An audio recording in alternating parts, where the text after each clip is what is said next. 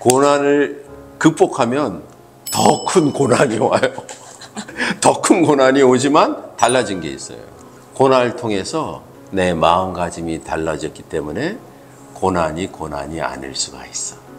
우리 삶에 있어서 내가 한 단계에서 다음 단계로 갈 때 고통을 주는 이유는 뭐냐? 한 가지 이유예요. 여러분에게 새로운 세계에 대한 비전을 주기 위해서 고통을 주는 거거든요. 어두움은 뭐냐? 빛이 탄생하기 위한 최적의 조건인 거예요. 고난을 극복할 때 필요한 것이 있어요. 그것이 외부가 아니라 내부에서 오는 고요한 소리를 들어야 돼요.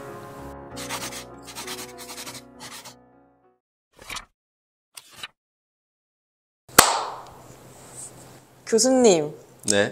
이번에도 사람들이 많이들 궁금해하시는 질문인데요. 네. 꼭 교수님한테 질문하고 싶었던 건데 주제가 고난이에요. 와. 많은 사람들이 인생의 고난을 저주로 여기는데 네. 교수님은 고난이 축복이라고 생각하시나요? 그럼요. 고난이 축복이죠. 우리가 알고 있는 종교적인 또는 철학적인 개념들이 있어요. 선이나 악이나 행운이나 불행이나 건강이나 아픔이나 이런 것들은 전부 상대적인 개념이에요. 예를 들어서 뭐가 행복이에요? 뭐가 불행이고? 이거를 사실은 나에게 있어서 내가 편한 상태가 많아지면 행복이에요. 이게 절대적인 가치가 아니에요. 누구에게는 내가 느끼고 있는 행복이 불행이라고 생각할 수도 있어. 그러니까 첫 번째, 이 고난과 고통이라는 거는 상대적인 개념이다. 사람마다 다 다르다. 두 번째, 선악 이분법적으로 나눠지는 생각들은 정도의 차이다. 여러분, 그 프리즘을 통해서 햇빛을 쫙 비춰보세요. 그러면 우리가 빨주, 파남보 해갖고 7가지 색깔로 이렇게 나누지 않습니까? 색깔이 몇 가지 있는 것 같아요. 제가 생각하기에는 수족에 있어요. 이게 정도라고. 근데 정도인데 어떤 거는 검고 어떤 건 흰색이래. 우리가 그렇게 나누는 거지. 사실은 검은색이 흰색이에요. 이게 하나야, 하나. 그렇기 때문에 뭐 조금 좀 어려운 얘기를 하면 그리스어의 다이몬이란 말이죠. 다이몬. 여러분 악마란 말 아시죠? 다이몬. 이 다이몬에서 디몬이라는 단어가 왔어요. 근데 다이몬이 고대 그리스 철학에서는 천사도 되고 악마도 돼요. 그러니까 천사가 곧 악마래. 내가 내 삶에 있어서 다가오는 사람과 사물을 어떻게 반기냐에 따라서 그것을 나를 성장시키는 천사가 되는 거고 나를 뒤로 후퇴시키는 악마도 되는 거예요. 이게 다이몬. 두 번째 단어는 히브리어로 베렉, 버로카라는 단어인데 버로카는 의미가 두 가지예요. 제가 이거 맨 처음에 이 단어를 보고 너무 놀랐어요. 하나는 축복이고요. 하나는 저주래요. 아니 어떻게 축복이네 저주냐? 그러니까 이게 상대적인 개념이라는 거예요. 누구한테는 축복이요. 저주가 돼요. 예를 들어서 갑자기 내가 로또를 맞아갖고 엄청난 부자가 됐다. 2년 있다 보세요. 3년 있다 보시라고 저주였어요. 그러나 어떤 사람은 너무 힘들게 인생에서 열심히 노력했지만 시기에 의해서 인생 밑바닥을 경험했다. 3년 후에 보세요. 그 밑바닥이 자신을 일으키는 단단한 바닥이 돼서 복이 된 거죠. 그러니까 고통, 고난은 이코로 복이면서 행운이면서 이게 다 한 가지 개념인 것 같아요. 우리 삶에 있어서 이런 다가오는 육체적인, 경제적인, 또 관계에 있어서 이 심리적인 고통을 그 다음 단계로 들어가기 위한 문인 것 같습니다. 여러분이 그 열쇠만 잘 준비하시면 돼요. 마음가짐, 이게 중요하다고 생각합니다. 그럼 교수님, 이런 고난을 이제 겪고 계신 분들이 아마 이 영상을 많이들 보실 것 같아요. 이러한 고난의 시간이 지나면 뭔가가 인생이 정말 달라질까요? 왜 이런 고난을 견뎌야 하는지 말씀해 주시면 좋을 것 같아요. 고난을 극복하면 더 큰 고난이 와요. 더 큰 고난이 오지만 달라진 게 있어요. 고난을 통해서 내 마음가짐이 달라졌기 때문에 고난이 아닐 수가 있어. 그건 뭐한 것 같으냐면 태권도 수련한 사람이 빨간 띠에서 검은 띠로 갈 때 빨간 띠였을 때는 내가 검은 띠가 못 되는 거거든요. 상대방이 이렇게 공격할 때 내가 막지 못하니까. 그러나 승단 심사로 검은 띠로 2단, 3단 되면 상대방이 어떤 날카로운 느닷없는 공격을 해도 내가 막을 수가 있다고. 그러니까 내가 평정심을 갖는다는 거는 나에게 달린 거지 남한테 달린 거 아니에요. 그러니까 고난이라는 것이 우리들 삶에서 외부에서 온다고 생각하면 이 사람은 영원히 흰띠야. 그러나 내가 마음가짐으로 빨간 띠에서 검은 띠, 태권도 한 3단 정도 되면 외부에 의해서 흔들리지 않은 마음, 단호한 마음을 갖고 있기 때문에 고난이 나를 이제 4단으로 올리는 중요한 도움이지 고난이 아니다. 그래서 오히려 더 큰 고난을 기다리게 돼요. 왜냐하면 내가 극복할 거니까. 우리 삶에 있어서 우리가 지금 느끼는 여러 가지 어려움들이 여러분 삶을 더 단단하게 하고 여러분을 가능성 있는 인간으로 만드는 그 중요한 승단 심사라 이렇게 생각하시면 좋겠습니다. 교수님, 그래서 이런 고난에 관련해서 소개해주고 싶은 그림이 있으시다고 들었는데. 네, 그 그림이 제가 요즘 공부하고 있는 까라바조라는 사람이에요. 원래 이 밀라노 옆에 까라바조라는 동네에서 태어났어요. 그래서 까라바조예요. 원래 이름은 미켈란젤로 다 미리시, 그러니까 미켈란젤로라는 이름으로 아버지가 이제 그 사람이 그 미장장이었어요. 근데 그 당시 15세기면 흑사병, 훈족이 확 들어가서 흑사병이 완전히 돈 거야. 그래서 아버지가 6살 때 죽었어요. 그런데 이제 어머니 쪽으로 부자였기 때문에 그가 이제 밀라노에서 이제 맨 처음에 그림을 공부하다가 여기 이제 20살 돼서 제가 로마로 가서 그림을 그리기 시작해요. 그래서 이제 우리가 아는 그 유명한 까라바조 화가가 되거든요. 그래서 까라바조가 1601년에 그린 그림이 하나 있어요. 이 그림을 왜 소개하냐면 우리가 고난을 극복할 때 필요한 것이 있어요.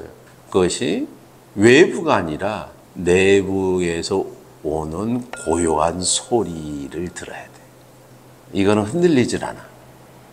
왜? 나에게서 왔기 때문에. 그래서 나에게서 들리는 소리를 뭐라 그러냐면 그걸 소명이라고 그래요. 이걸 vocation이에요. vocation.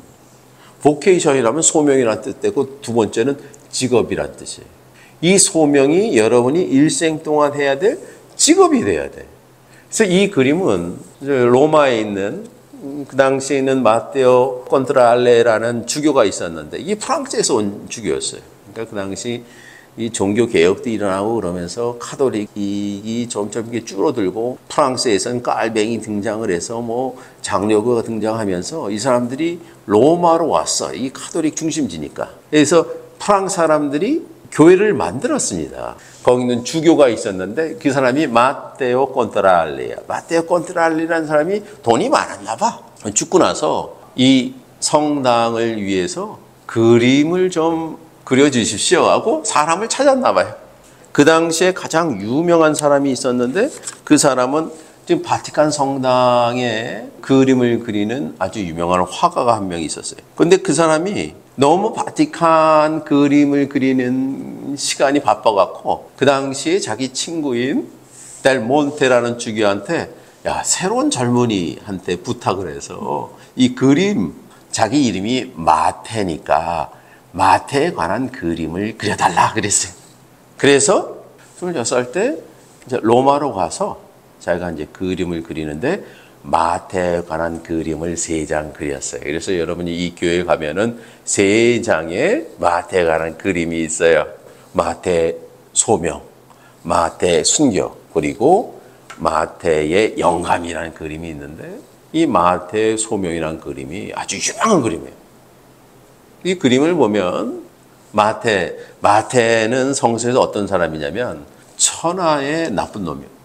그러니까 마테는 1세기 때 로마 제국을 위해서 세금을 징수하던 유대인이었어요. 그러니까 얼마나 손가락질 당하겠어요. 이름은 마테란 말이 히브리어로 하나님의 선물이지만 다른 사람은 그를 하나님의 저주라고 얘기했을 거예요. 세금 징수하는 사람이니까. 까라바조는 그 당시의 그림들을 1세기 팔레스타인 사람들 그림처럼 그리지 않았어. 15세기, 16세기 로마 사람들 옷을 쫙 입혀서 그랬거든요.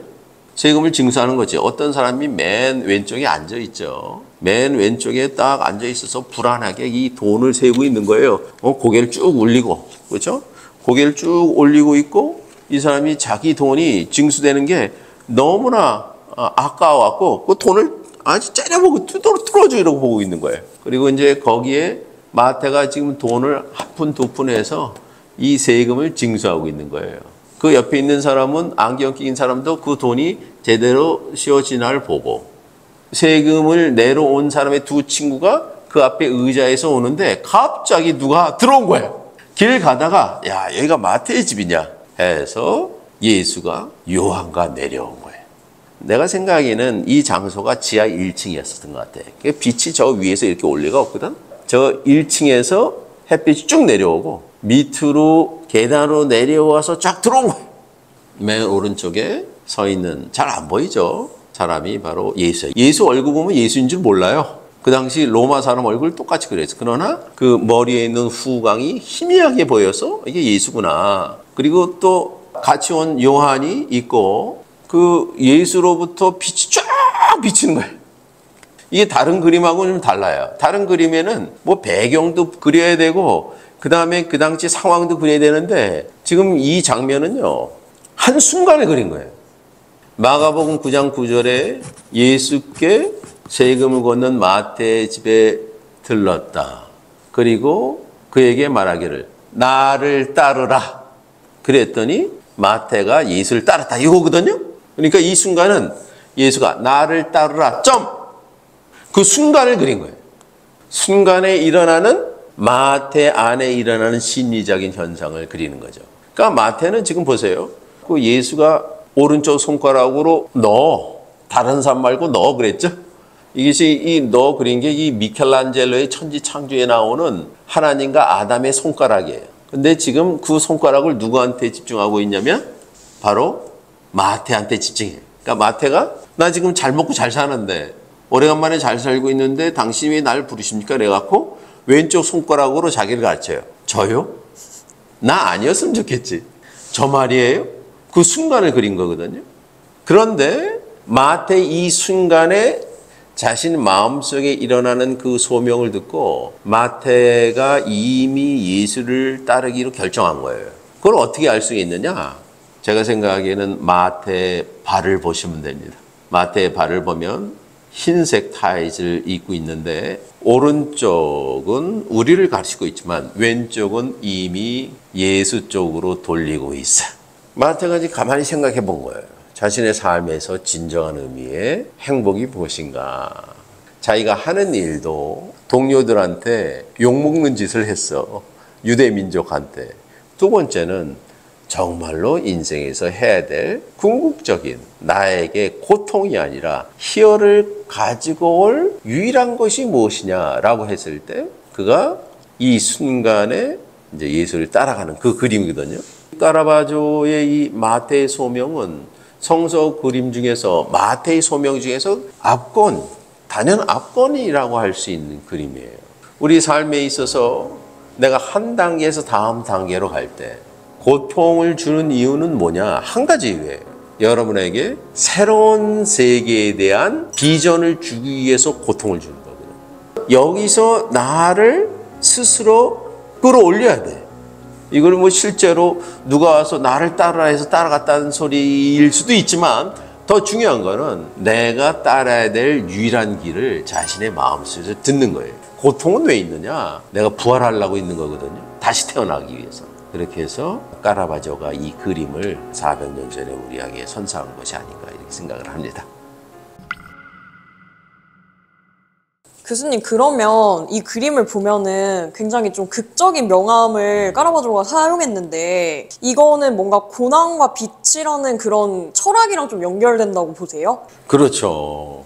이전에 이제 르네상스 이후에 르네상스의 가장 중요한 예술 방식은 원근법이에요. 원근법. 브라만테 이런 건축가가 야, 그림을 그리는데 여러분 그 아테네 학당 같은 거 보세요. 쫙 그래서 초점이 있고 사진처럼 쭉 나오는 거 있잖아요. 그리고 이제 이 원근법의 그림들이 쭉 나오다가 이제 여기에 사람들이 이 그림을 많이 그리면서 소위 말해서 매너리즘에 빠져.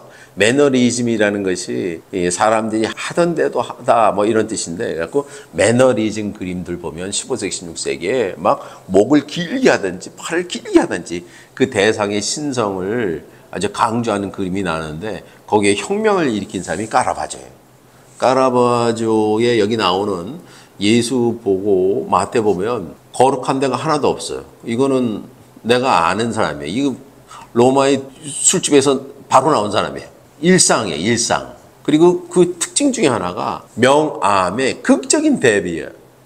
다른 르네상스 그림들은 배경에 뭐 복잡한 게 많아요. 근데 배경 하나도 없어. 배경을 시커먼색 또는 짙은 갈색으로 칠해. 그래서 명암의 구조의 그런 대비, 키아로, 스쿠로. 키아로가 밝음이고 스쿠로가 어둠인데 키아로 스쿠로 명암법으로 그림을 그리기 시작을 해. 왜 이렇게 그렸을까? 이 사람의 철학은 무엇일까? 이 사람의 철학은 우리 삶이 너무 힘들다는 거예요. 전부 스쿠로, 어두워요. 어두움은 뭐냐? 빛이 탄생하기 위한 최적의 조건인 거예요. 그러니까 어둠, 고통의 순간으로 들어가지 않으면 내가 그 다음에 희열의 삶으로 갈 수가 없어요. 그랬더니 이 스쿠로라는 것이 어둡고 고통스럽고 좌절하는 공간이기 때문에 내가 나올 수가 있다 이거거든요. 까라바조 그림들 전체는 뭐냐? 배경이 없고 이거는 여러분 연극 무대에 시꺼먼 데 들어가서 주인공 얼굴만 쫙 비추는 거 있잖아요. 그 빛을 쫙 비추는 거예요. 극단적인 명암을 구별하면서 인간에게 다가오는 이 어려운 고통, 어둠의 세계는 밝음과 희열의 세계가는 지름길이다. 이게요, 제가 좋아하는 단테 신곡에도 등장해요. 단테가 세 권 100편의 시를 쓰지 않았습니까? 인페르노, 퍼가토리오, 그리고 파라디소 100편의 시를 썼는데 제1편, 이게 인페르노의 제1장의 시작이 이런 거예요. 시작이 바로 스쿠로, 어둠이 등장을 해. 단테가 넬 메조 디 까민 디 노스트라 비타, 이게 인페르노 1장 1절에 노스트라 비타, 우리 삶의 까민, 여정의 넬 메조, 한가운데, 우리 삶의 여정이 한가운데 있다는 거예요. 그때 뭐 하게 되느냐? 내가 어디로 가야 될지 알아야 되니까. 미 리트로바 인 셀바 오스쿠라, 스쿠라가 나오죠? 어두운 숲속에서 헤매고 있는 내 자신을 발견했네. 이 발견하면 뭐가 되는지 아세요? 이게 삼행의 어디야? 체 라드리타 비아 에라스 마리이다. 그것은 내 삶을 위한 지름길이 숨겨진 장소다. 어두운 곳은요, 라드리타 비아, 스트레이트 패스, 내가 가야 될 유일한 길이 발견하는 장소이기 때문에 어두운 숲에 있는 거다. 고통이 있는 거다. 우리 삶의 고통이라는 거는 그러니까 내가 새로운 소리를 들어. 내면의 소리. 이거 누구 소리 듣지 마세요. 제 소리 듣지 말고요. 왜냐면 안 드시겠지만. 종교인들 특별히 소리 듣지 말고요. 철학자들 듣지 말고 뭐 유튜브에서 하는 사람들 듣지 마세요. 그 소리는 여러분 자신한테 오는 거예요. 여러분 자신의 소리가 뭐냐? 지름길이에요. 고난은 뭐냐? 소명을 알기 위한 최적의 노마크 찬스다. 이렇게 생각하시면 되지 않을까.